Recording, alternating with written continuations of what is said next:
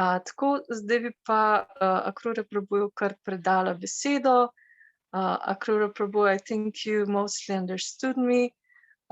So I don't think there's a need for me to translate into the English.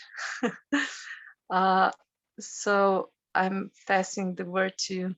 Thank you. Hare Krishna. Thank you. Hare Krishna, everyone. Thank you for coming for this program. And at the moment, I'm in Serbia with my mother. And this is a broadcast from my brother's place, which is not where I'm staying. So today we speak about beautiful mind gardeners. So some time ago, some devotees from Slovenia and I, we decided to form a WhatsApp group and a Facebook group called Beautiful Mind Gardeners. And the first idea was to start Beautiful Mind Institute. And maybe in the future, we will make this. I wanted that this starts, that this is in Slovenia, that this institute is started in Slovenia, but let's see if it will be, it will be international institute, so it doesn't have to be in Slovenia, it can be in some other country. Since the mind is such an important instrument, so I thought it would be very valuable to help people to develop a beautiful mind. And this is kind of, this was our first mission statement: help ourselves, helping each other, and people in general to develop a beautiful mind. And as you know, in the scriptures, in the Srimad Bhagavatam, Bhagavad Gita, and all other Vedic literature, and specifically in Srila Prabhupada's books that we are studying, they are source of our knowledge of Vedic literature. There is so much knowledge about the mind and scientific knowledge about the mind. So today I will to 5 of Srimad Bhagavatam, and in chapter 11, Jada Bharata, he instructs King Rahugana about the mind.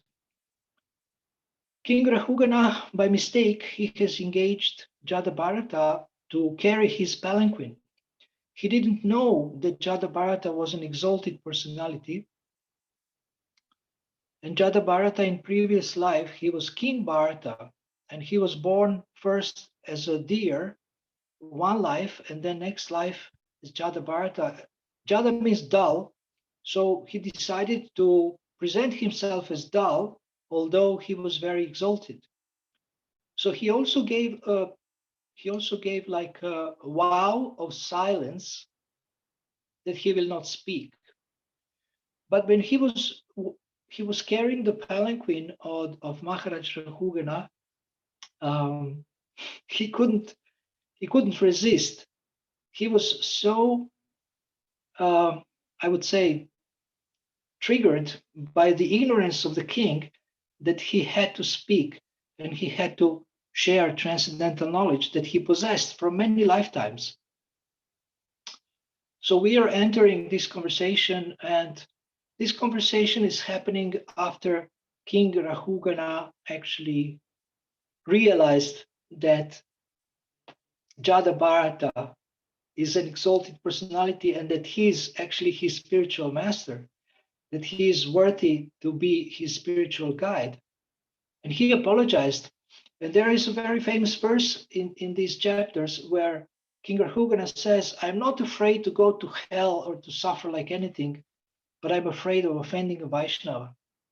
Because by offending a Vaishnava, we displease the Lord. So he was apologizing. He was very apologetic. And he started to listen. He started to listen to Jada Bharata. And Jada Bharata very nicely, very scientifically, he explained about the mind. So a little bit later, we will look into some of the verses during this class. where he explains very scientifically, and also in the purports, we will visit some of the statements of Srila Prabhupada in the purports, where he explains how to deal with the mind, how to engage the mind. And as we know, in the Bhagavad Gita, the basic principles of spiritual science are given, and then in the Srimad Bhagavatam, there is elaboration, and there is like more expansion of expanded knowledge about different subject matters related to self-realization and God realization. So similarly, there is expanded knowledge about the mind. And this chapter 11 of Canto 5 expands of some points that are mentioned in the Bhagavad Gita: how to control the mind, how to understand the mind, what is the position of the mind, what is the role of the mind, etc., etc. Now, in our group, and we also, you can visit our page, it's called the Beautiful Mind Gardeners 108. Beautiful Mind Gardeners 108. It's a Facebook group, actually. It's a group that you can join. It's not a page, it's a group.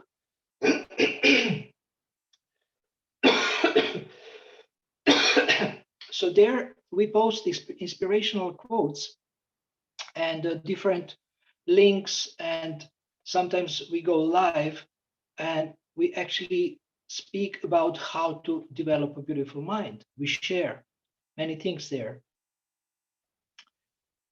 On this group, what we have done in the beginning to inspire ourselves is we have created a list of 127. Originally, we wanted to do 108 because it's a Vedic number.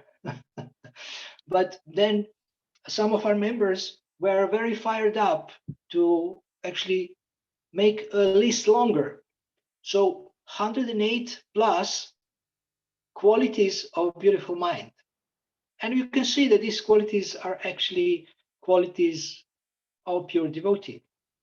So pure mind is a beautiful mind, spiritual mind is a beautiful mind, positive mind is a beautiful mind, grateful mind is a beautiful mind. So if you're interested in this list, you can contact Bhaktin Alexandra Holjevich Potokar from Maribor. She has that list. She is also on Facebook under that name, and she can send you, very gladly, she will send you this list. So our idea was to have seminars, courses, workshops, coaching sessions, one-to-one sessions, devotee success partnership, to have different kinds of venues and ways how we assist people and help each other to develop a beautiful mind. And when one has a beautiful mind, his mind is peaceful, his mind is intelligent, his mind is perfect, we can say. Beautiful mind is a perfect instrument, and beautiful mind is a spiritual mind. It's a perfect instrument that can help us to continue on our journey to self-realization. One of the most important tools that we use it's called the Devotee Success Partnership Session, DSP session, Devotee Success Partnership Session. Inspiration for this kind of thing has come from something that is called in the professional world peer coaching, where people coach each other. Half session, you are a coach, half session, you are a client. So to develop a beautiful mind, we need a good association, and we need to develop certain spiritual vision. And I will illustrate these points with some stories, which I believe you like stories. I will explain a little bit. We have a Devotee Success Partnership Guide. And if any one of you is interested to have this, you can also contact Bhaktin Alexandra Holjevich Potokar from Maribor. She's on Facebook. You can contact her and she will send you this DSP guide, Devotee Success Partnership Guide. So we describe how to associate with devotees in a very high quality way, how to spend time. If you spend 1 hour with one devotee, maybe you have a walk or you have a prasadam in Govindas or whatever, wherever you meet, then you can actually get most out of this time if you have a structured conversation and planned association, planned conversation with these devotees, with this devotee. So half session, you are mostly a listener. Half session, you are a talker. And of course, there is a way that you can also go back and forth, but in a very disciplined way where you respect each other's thinking and you don't interrupt each other. That's very important. When we don't interrupt people speaking, we also don't interrupt their thinking. So this is a sign of respect, and this is a sign, this also facilitates their better thinking and the, I would say, engagement of their intelligence also, if we don't interrupt them. Now, interruption is a very common thing. When we speak, we interrupt each other and we want to say something. And usually listening means waiting to speak, waiting until you finish so I can tell you what I think.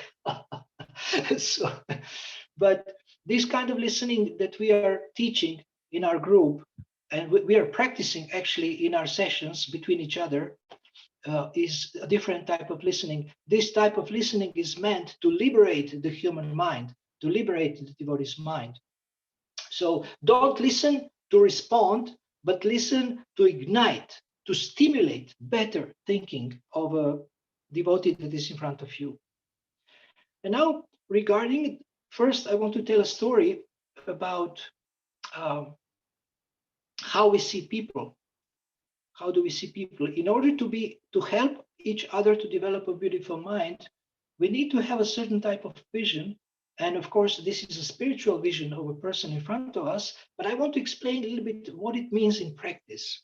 So once there was a group of monks living in the mountain, in the monastery, and they were living peacefully, but sometimes they would have some quarrel. They were living during Kali Yuga, age of quarrel. So sometimes they would have some conflict, some misunderstanding. And when they would have this kind of situation, there was a wise man or a sage who was living near the monastery, not in the monastery. Sometimes they would consult him and ask him, what can we do to solve our problems or to achieve our goals? So once when they had a conflict and started quarreling, it was so fierce that, like monks started leaving, and less monks were living in this leaving. They left the monastery, and there was basically a crisis. People were leaving, and the leaders of the monastery, the senior monks, they were very much concerned about this. So one of them was sent to invite the sage and to help them to solve the problem. And when sage heard about their situation, he told them only one thing. He told them, one of you is a Messiah. So be careful how you deal with each other. I will not tell you who this is, but I will let you think about it and start treating each other with great respect. So they started thinking who this might be. And maybe this one is Messiah. Maybe this one is Messiah. But maybe that one is a Messiah. And they started seeing each other with different eyes. They started respecting each other much more. And gradually the whole atmosphere, because of this one advice, the whole atmosphere changed. They started to rebuild their relationships. They started to have less conflict, and they had much greater respect for each other. So similarly, if we look in the scriptures, we see that Bhagavad Gita says, Ashcharyavat, every soul is amazing. And especially we can say that every devotee is amazing. There is very few people on this planet who want to be devotees. So we need to respect every devotee very much. Sometimes devotees do horrible things, but generally devotees are on the right path. And of course, we have to correct when someone does something wrong, but at the same time, we need to help them to continue on that spiritual journey. So if we see each and every devotee with the spiritual eyes, and we see them as the super soul, and we respect them, respect their intelligence, then this can help to improve our relationships and to create a wonderful cooperative atmosphere amongst devotees who can work together to spread Krishna consciousness all over the world. Now, there is a practical demonstration of this respect, especially in the devotee success partnership session, and that demonstration is listening with respect and attention, listening to each devotee. This is something that on our group we are practicing a lot, and I myself also, I'm not only in a role of a coach, I'm also in a role of a client, and there is actually, the coach is called thinking partner and the client is called a thinker. So if you're a client, you're a thinker, and I'm just assisting you by listening attentively and being very interested. And if we really love someone, we are interested in what they are thinking or feeling or want to say, want to express. Some people say attention is love. Some people say listening is love. And it's true. And in the 6 loving exchanges by Srila Rupa Goswami, we see out of 6 exchanges, 2 have to do with listening. Guyam Akyati Prichati. So 1/3 has to do with listening. 2 have to do with honoring prasadam, and 2 have to do with exchange of gifts. Different kinds of gifts, including services. So let me just see. I want to be conscious of time. Okay, sorry. So Guyamakri Prichati means confidential conversations. And if you want to have a confidential conversation, you definitely have to listen very attentively. So remember, the summary of this kind of service to devotees is given in 1 sentence. Don't listen to respond, listen to ignite. Ignite means like matches, you start a fire, or you can say, listen to stimulate better thinking or to stimulate the thinking of other devotee. So by listening attentively, it seems like you are doing nothing, but actually you are acting as a catalyst, as a stimulator or initiator of better thinking. And I have noticed myself, when I'm in the presence of devotee who is listening with interest, what I'm saying, then I think better and I get amazing ideas. I don't think I would get these ideas if I would do it alone. But if I'm in the presence of someone, I also try to think very responsibly, in a very focused way, and to think intelligently. And it just presence of someone enhances my thinking. So if you love devotees, take time to listen to them or give them time to think in front of you. They can think loudly or they can think silently, but your presence is important. So this is something we were using to help to develop a beautiful mind. And this beautiful mind in these sessions is manifesting by having wonderful inspirations, wonderful ideas in the association of devotees. And this is described in the Bhagavad Gita, Machita Madgata Prana, Bodayantas Parasparam, Katayantas Tamam Nityam, Dushanti Charamanti Cha. Krishna says in the Bhagavad Gita, the thoughts of my pure devotees are always absorbed in me, and they find great satisfaction by enlightening each other about me, talking about me, enlightening each other. So devotees, this DSP session is inspired by that verse, where it's a two-way exchange, and we enlighten each other about our relationship with Krishna, about self-realization, about helping each other. And one principle we have in this group is HEOS, H-E-O-S. I hope I'm not speaking too fast for the translator. So helping each other succeed. Remember this. Never forget this. Helping each other succeed.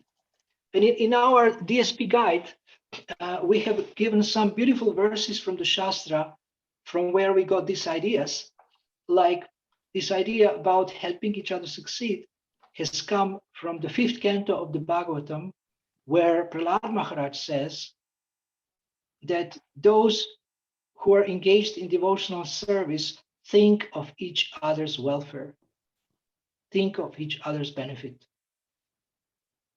In our DSP guide, which you can get, I want to mention again from Bhakti and Alexandra, you can actually see different structures that you can use for these sessions.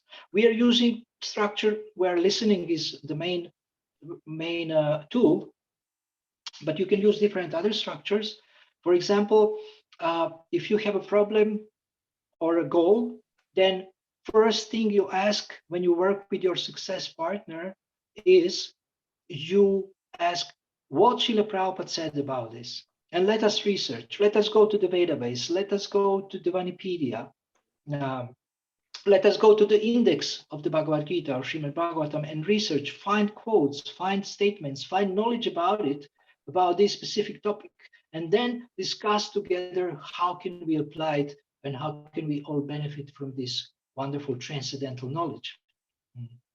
So it's a wonderful process. You also connect to Srila Prabhupada much stronger. You can, if your Guru Maharaj is writing books, you can do this with also with his Krishna conscious books. So any content you want to learn how to apply, you can discuss with your devotee success partner.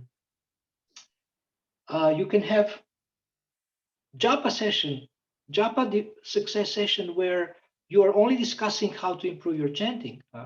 Different things. I mean, you can take any topic and discuss together and find quotes that will help you, find guidance from Srila Prabhupada. So basically, we are helping each other to be coached by Srila Prabhupada. He's the Maha coach. He's the best coach.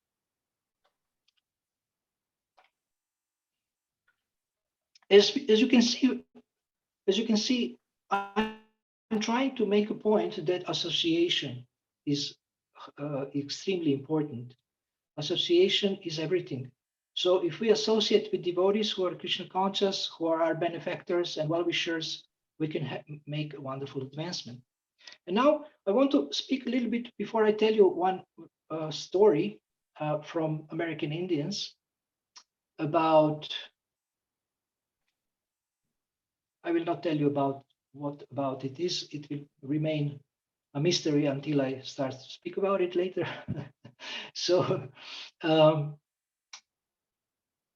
this metaphor of gardener I also got from Chaitanya Charitamrita, where Chaitanya Mahaprabhu is actually described as a gardener. He's, he's planting the seed of bhakti in people's hearts. Although bhakti is already there, but it has to be awakened. But you can say by preaching, you are planting the seed of bhakti everywhere or helping to awaken the bhakti in the heart. And then the devotee is a gardener. By Shravanam Kirtanam, he is watering the plant of bhakti or the creeper of bhakti. And if we see life as a garden or any kind of project as a garden or relationships as a garden, it's a beautiful metaphor. I mean, you can do amazing things if you see yourself as a gardener. So that's why our title is Beautiful Mind Gardeners. And in this time when it's quite intense and there is attempt of global manipulation with people, the mind can be fearful, the mind can be disturbed. We don't know what is the future. There is a threat of brainwashing people or injecting poisonous vaccine or chip in our body to control us and things like this. So it's very, very important to actually always spiritualize our mind and go back to the Shastra and have a spiritual perception. And Mara Krishna Rakike, Raka Krishna Marike, if Krishna wants to kill someone, no one can save him. If Krishna wants to protect someone, no one can kill him. Of course, we cannot experiment and imitate Prahlad Maharaj and think, oh, he was poisoned, but nothing happened. He survived. So let me get 10 vaccines and see if Krishna saves me. Well, we cannot imitate acharyas. We can follow in the footsteps of acharyas. So be careful with this kind of thinking. And another thing related to the mind and developing a beautiful mind is that there are three functions of the mind: thinking, feeling, and willing. Willing means desires. So we want to spiritualize and beautify all these three functions. And we want to beautify our thinking by making it more spiritual and more positive. So we always want to absorb spiritual content. I have met a person who got a lot of negative, how you say, he heard a lot of negative statements about that person during lifetime. Maybe you have his or her lifetime. Maybe you have this experience that they were telling you you're not good, the teacher, the parents, and like this. And it becomes like a very much ingrained negative mindset. And it's very difficult. I mean, I'm coaching so many devotees. It's very difficult to get rid of the tendency of the mind to be negative. They call it sometimes inner critic. You're bad, you're useless, it will not work. We all know this. We all know this negative internal dialogue. So we consciously work to develop a spiritual internal dialogue and the positive internal dialogue by always filling our mind with spiritual and positive content and associating with devotees who actually also communicate in this way with us, who are supportive, who are encouraging, who see good in us, who are helping us to develop and to improve. And this is where this devotee success partnership is important. We help each other succeed. So feelings, how do you feel? Now, did you know, maybe this is the first time you hear this kind of statement, but did you know that you can choose what you think, choose how you feel, and choose what you desire? Sometimes people come to me and say, I don't know what to do. What shall I do? And then I say, well, you can choose what you want to do. And then they scratch their head and they say, what do you mean? I mean, I just told you I don't know what to do. I say, but there is some options, so you can choose. You can do this or that. You can do nothing, or you can do something, or you can do this thing or that thing. And then they say, oh yeah, that makes sense. Okay, so I can choose. What can I do? So I explore options and then I choose something. Okay, so then they get. They're thinking about what they want to do is more easy. It's easier because they, like they see that they have some choices, so they can choose what they can do, what they want to do. So we want to improve the quality of our thinking. Then we want to feel good. Everybody wants to feel good, but it's very difficult to feel good if we are in ignorance. People want to feel good in ignorance because they say ignorance is bliss, but actually ignorance is bliss maybe in the beginning, but after some time becomes hellish, becomes great pain. So what can we do to feel good? What the scriptures say, what the professionals say. I would say, promoting the idea on my Facebook profile and posts that you cannot feel good if there is no love in your heart. You cannot feel good if you're not a loving person, if your heart is free of envy. You cannot feel good. If you're full of hatred, if you like want to revenge, or you feel bad about everything, hopeless and things like that. But we can choose and we can practice to feel grateful. Gratitude is a very powerful way to feel happy practically all the time. Whenever you feel bad, try to make a list or write something or speak with someone about what you are grateful for, and you will see, you will immediately start to feel good. Happiness gladly enters a grateful heart. Happiness doesn't enter ungrateful heart. So Srila Prabhupada recommends gratitude in his teachings, to be grateful for the air we breathe, to be grateful for the sun that is shining, or be grateful for the food we eat, to be grateful for the water we drink, to be grateful for the life we have, especially human form of life is so precious. From human form of life, we can elevate ourselves to higher levels of existence, and to the highest level of existence, which is spiritual level, and to engage in eternal devotional service of the Lord.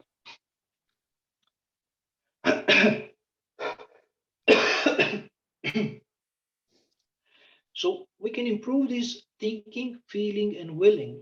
And then there is two other functions of the mind mentioned in the scripture, sankalpa and vikalpa. To have a beautiful mind, you need to train or practice making better choices. Exercise sincerity, demonstrate intelligence in the moment of choice, especially spiritual intelligence in the moment of choice. So every day when you are choosing how you will spend your time, then try to choose something that is beneficial for you and beneficial for others. Always ask yourself, what is the most valuable use of my time right now? And then do things that are beneficial for you and beneficial for others. Always do something good. Sometimes devotees tell me, I'm lonely. And then sometimes they ask me, you don't seem to be lonely ever. I say, that's true. I never feel lonely. So how do you do that? How do you manage to never feel lonely? Although you are alone most of the time, which is true. Well, I always think, who is the next person I can serve? Who is the next person I can help in one way or the other? Who is the next person I can send a gift or send something that will benefit them, words or a picture or a link or something? We were joking about links. You know, some people just send me links. They don't say anything personal. And I was thinking, if links are so important, then we have to have some kind of a proverb about links. So I came up with this. I hope you like it. Think link and you will never sink. Think link and you will never sink. What does that mean? Link is the same word as yoga, connection. So think about your connection with Krishna and you will never sink deep down into the modes of nature. You will never sink into the mode of passion and ignorance. So to have a beautiful mind, the mind has to be in the mode of goodness. To think in the mode of goodness, to feel in the mode of goodness, to desire in the mode of goodness. And to finish this class, and I'm very grateful that you have been present here and listening, I want to tell a story, and then I have little questions around the story. Some of them have heard that story. Okay, I see somebody is posting these qualities of a beautiful mind. Thank you very much. Posting in the chat. That's wonderful. But we also can, Bhakti Alexander can send you personally if you want, if you cannot copy from here for some reason. So yes, 127 qualities of a beautiful mind. Okay, so let's finish with a story. Once there was a chicken farmer who was also a very enthusiastic mountain climber. In Slovenia, we have, most of you were climbing mountains, and I myself, with a group of devotees, we climbed Storžič, the peak of the mountain in Slovenia, which is quite some, I mean, height. And then we wrote there is a notebook at the top, and we wrote Hare Krishna in that notebook. It was many years ago, in maybe 96, and half of us went all the way up, and half devotees stayed at some level. It was wonderful. So he was enthusiastic mountain climber, and when he was climbing the mountain, he saw a nest, bird nest, and he saw 3 large eggs. And he was thinking, wow, I would like to take 1 egg and put it to my hen house. He had a chicken house or a hen house, and he wanted to bring 1 egg to the hen house back down in the village. But he was thinking, well, it's not legal, it's not ecological, it's not ethical. Maybe I shouldn't do it. So he went up to the mountain and enjoyed the sights and the fresh air there for some time. And then when he was coming back, he couldn't resist. So he took 1 egg and went back to his village and put this egg in the hen house. And one of the chicken sat on this egg and hatched the egg. And then 1 creature came out. So the chicken was very proud because this creature looked different than other chicken. But this chicken didn't have a mirror to see how it looks like. So this chicken started thinking, I am a chicken. This creature started thinking, I'm a chicken, and started living in the chicken and doing things the chicken do, which means pecking around the courtyard with their beak and flopping only a few meters, flying only a few meters around. And continued living like this for many years in association of chicken. And one day, this creature saw in the sky a beautiful sight of a bird, very elegantly and very highly. I mean, it's a very great height, flying in the sky, and asked her sister chicken, "What is this? Who is this?" "Oh, this is king of the birds, king of the skies, and we have nothing to do with him. We cannot do these things that this bird is doing." And then the bird said, this creature said, "Oh, okay." But something was touched in his heart when he saw this image of a bird flying like this, flying high, and said, "Okay, well, I'm a chicken." Continued living as a chicken and died as a chicken. So now, normally I would ask people a question, but in this case, I will not ask a question. I will ask a question, but I will also answer it because we are online like this. So it may be difficult to communicate. So now you can guess, this creature was a bird that can fly high, and actually this bird was an eagle. And what she saw is a golden eagle. So this creature had a capacity to fly high, to be an eagle, but because of the association of chicken, he or she remained in that understanding that I am a chicken. So therefore, by thinking I am a chicken, this creature limited its options and its possibilities to fly high and to have a better life. So as you can see, association is everything, and association influences our mind and our thinking. And therefore, choose carefully with whom you associate. Don't accept blindly, and have a compass for choosing your association by learning from the Bhagavad Gita and other scriptures. What is the saintly person? What is the person with the beautiful mind? And choose your association, and in this way benefit. And if you want to learn more about devotee success partnership sessions, you can contact me, you can contact Bhakti Alexandra, and we can show you how to do it with your friends, or you can do it with us also sometimes, and to practice. And we have this guide which has Shastric basis for this approach, it has also 2 of 7 purposes of Iskcon that support this approach, and it gives you structures how you can do it. So I hope this will be valuable for you to improve your association with devotees and to develop a beautiful mind. Thank you very much. Hare Krishna. And if you have any questions, now you can unmute and ask. Najlepša hvala, Krura Prabhu, za to prečudovito predavanje.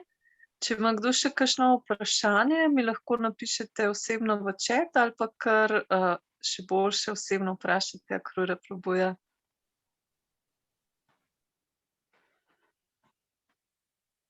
Ima kdo vprašanje? Se lahko kar vklopite mikrofon in vprašate.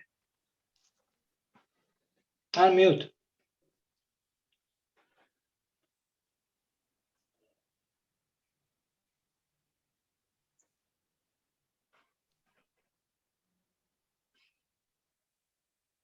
Of course, if you want to ask me privately, you can write me.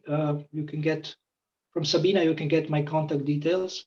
You can write me. We can speak. We can arrange for time to talk. So I'm available when we agree time. If you want to speak privately. But now, if anybody has any questions, you're still welcome to ask.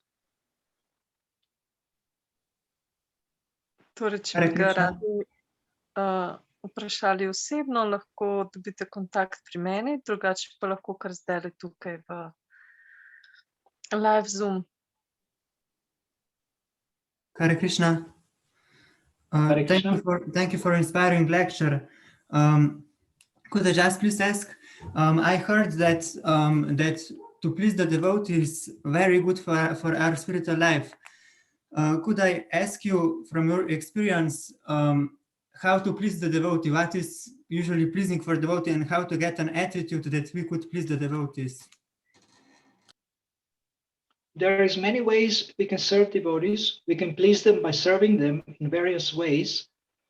But one powerful way to help devotees succeed, and in this way please them, is to listen to them with interest.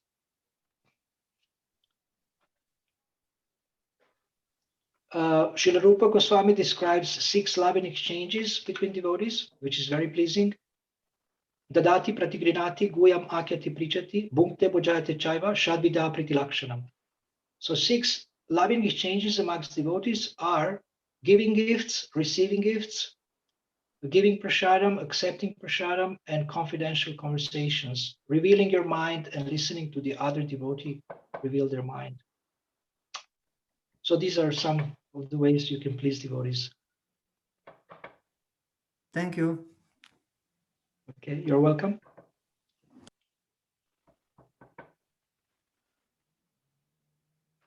Ima še kdo kakšno drugo vprašanje? To je bil z nami Bhakta Marcel. Hare Krishna, Iris tukaj. Se čujemo, Krura Prabhu? Hare Krishna, Iris. Haribol, hvala za predavanje. Thank you for the lecture. Moram reči, da meni si najbolj avtentičen, ko govoriš v maternem jeziku, pa s humorom. Moje vprašanje pa bi bilo, čakaj, zdaj mi je spet pošlo, samo da se skoncentriram.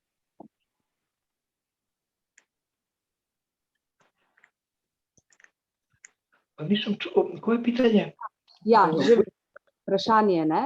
Ko že nekaj let vadimo bhakti jogo, when we already practice bhakti yoga for some time,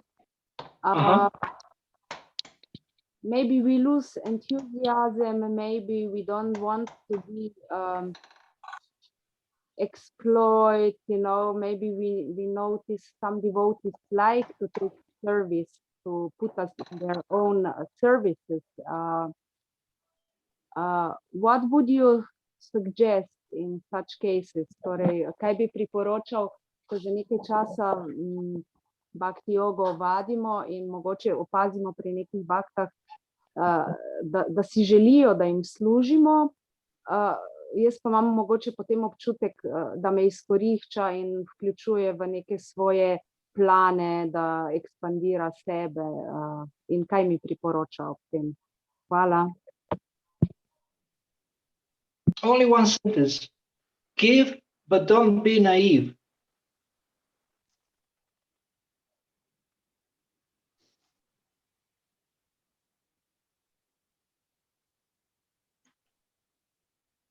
Okay?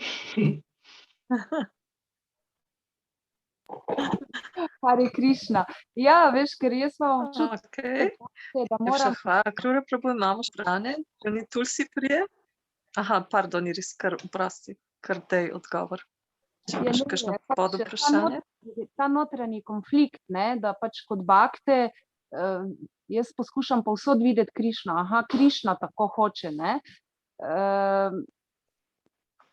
Pa povem, ne, in pol je nek notranji konflikt, ker neka zapoved je služi, ne, bakta služi in vedno vidi Krišno, hkrati pa se neko nelagodje pojavi, pa ni nujno samo lažni jaz, no, enostavno tisto se mi zdi, halo, nočem biti izkoriščana.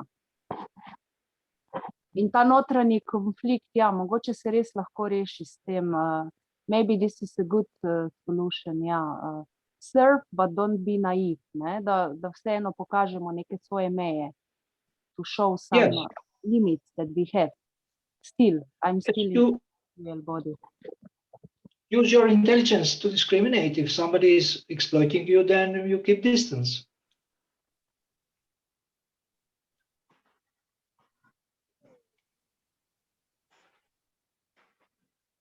Okay, so thank you very much. We can stop here now. I also have limited. We have one more question. We have one more question. Yes. Priya, please, kar prosim vklopi mikrofon.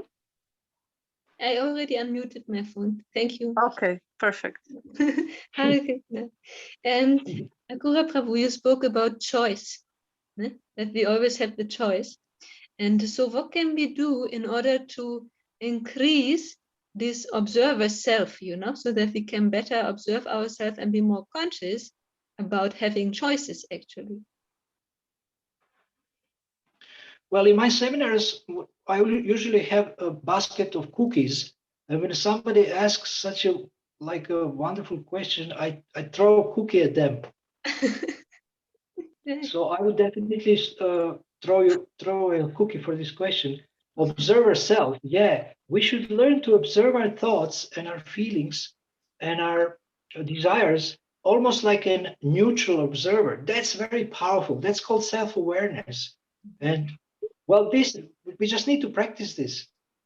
We need to practice this, then we can get better and better. So you can observe your thoughts, and when you see that you can observe your thoughts, you can choose what you think. That's connected to choosing how we think. So it's a beautiful, wonderful point. Thank you so much. This is a very practical thing. Observe your thoughts, and you can improve them. Yes. Okay, so anything else? What time is it now? So 5:50. We still have 10 more minutes, so maybe if you can add something, or you have some other recommendations for devotees. I can add that I talk a lot when I give class, practically whole class I'm talking.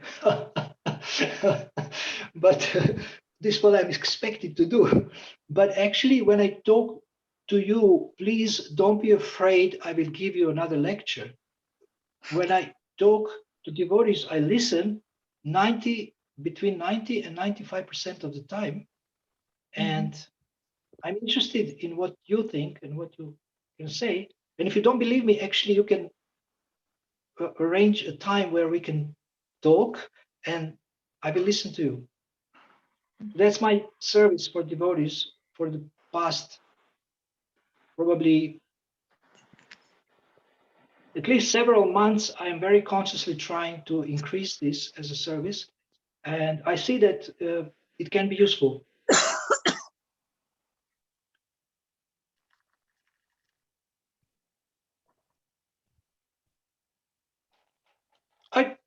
I want to go back to, if there is no questions, to the point of Prahlad Maharaj. thinking of each other's welfare or helping each other succeed, think about it. Please think about it and see whom naturally or spontaneously you would like to help succeed. You can start with that. Later, you can maybe expand your desire to help others succeed. So maybe some people you don't even know, but those who are dear to you, how can you help them succeed? Ask yourself this question. And in this way, we can build very caring communities. Sachinanda Maharaj wrote about communities of care very nicely. So, one article. So we want to think, actually in the purport to the verse in the 17th chapter of the Gita, Srila Prabhupada says that how to engage the mind, and that's also a beautiful mind, thinking of the welfare of others and also thinking of the content in the Vedic literature, like Bhagavad Gita, Srimad Bhagavatam. These two things we can think about much more than we usually do, and in this way we can improve. We can actually make our mind more beautiful. So thank you very much, everyone, for listening, and please don't hesitate to contact me if you think I can serve you or support you in any way. Although I'm geographically far away, but I'm available online, and I'm looking forward to coming to Slovenia as soon as possible. Yes, please, you're very welcome to contact me, and I'm here to assist you on your spiritual journey. Thank you very much, Akrura Prabhu, for this really inspirational lecture. I really loved the story that you spoke about how we can see each other like messiahs and not experience each other as he said, she said, and have you heard, and but just really experience the person and try to serve them in the best possible way, and really stay present in this moment now. Thank you so much. So now we will break into small groups, into small rooms. You're still very welcome to stay with us. I will not be able to stay. I will have to go. You will have to go. Okay. So then we, with deep gratitude, thank you for your precious time and your inspirational talk. And if any devotees want to join Beautiful Mind Gardeners, let me or Bhaktin Alexandra know. So we'll include you. Najlepša hvala, dragi Bhakte. Torej sedaj... Ja. Jaz imam še eno obvestilo, pa bi rad povedal zdaj, preden gremo v sobe. Aha, prav. Velja.